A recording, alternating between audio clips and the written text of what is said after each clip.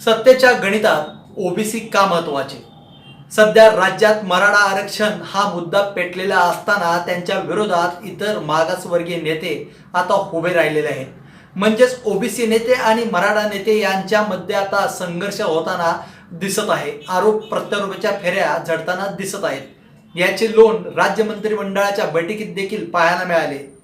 मराठा नेते आणि ओबीसी नेते हे एकमेकांच्या विरोधात आरोप प्रत्यारोप करताना पाहायला मिळाले. अशातच मुख्यमंत्री आणि उपमुख्यमंत्र्यांनी मध्यस्थी करून हा विषय मिटवलेला आहे.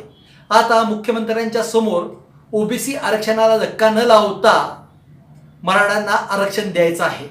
ओबीसी दुखावले जाऊ नयेत म्हणून सध्या राज्य सरकार प्रयत्न करत आहे.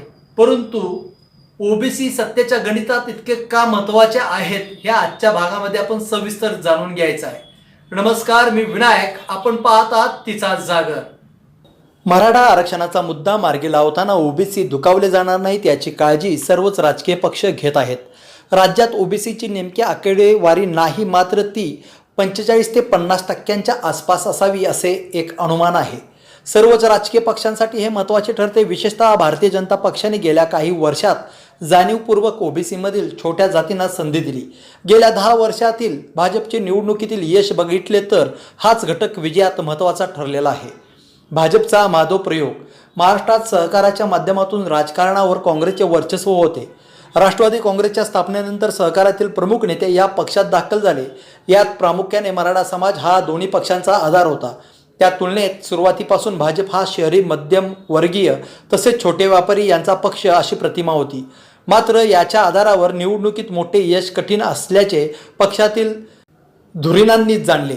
त्यातूनच ज्येष्ठ नेते वसंतराव भागवत यांनी माधव प्रयोग केला. यात माळी, धनगर तसेच वंजारी समाजाची मोड बांधण्याचा प्रयत्न झाला.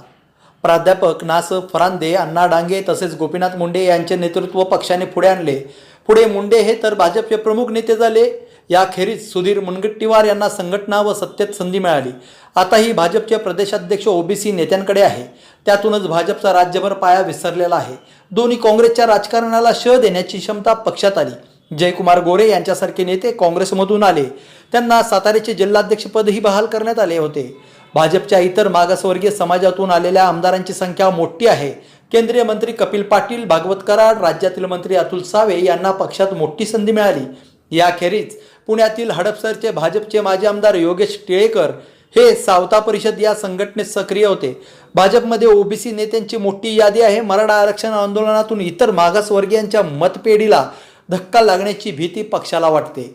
त्यामुळे पक्ष नेतृत्वाने सावधगिरी बाळगली आहे.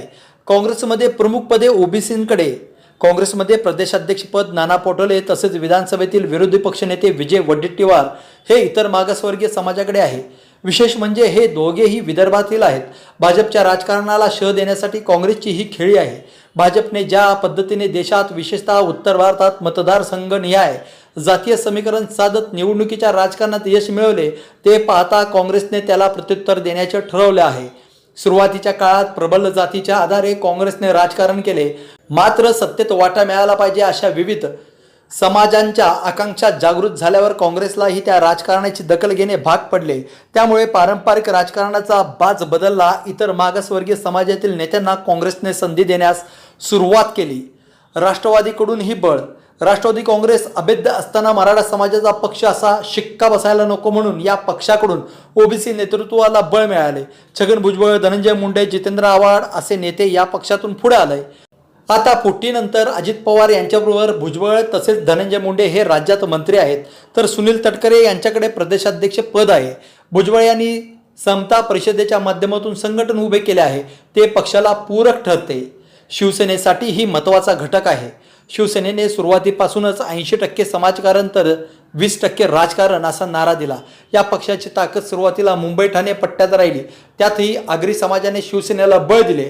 बाळासाहेबांनी प्रस्थापितांच्या विरोधात राजकारण करताना अनेक सामान्य कुटुंबातील व्यक्तींना संधी दिली. त्यात आपसुकपणे इतर मागासवर्गीय समाजातील तरुणांना लोकसभेपासून ते महापालिकेपर्यंत उमेदवारी मिळाली. त्यामुळे या समाजाचे पाठबळ शिवसेनेला मिळत गेले. दत्ताजी साळवी लीलाधर डाके हे शिवसेना प्रमुखांचे सुरुवातीपासूनचे सहकारी. पक्षातील फुटीनंतर ओबीसी समाज बरोबर राहावा यासाठी दोन्ही गटाचे प्रयत्न सुरू आहेत.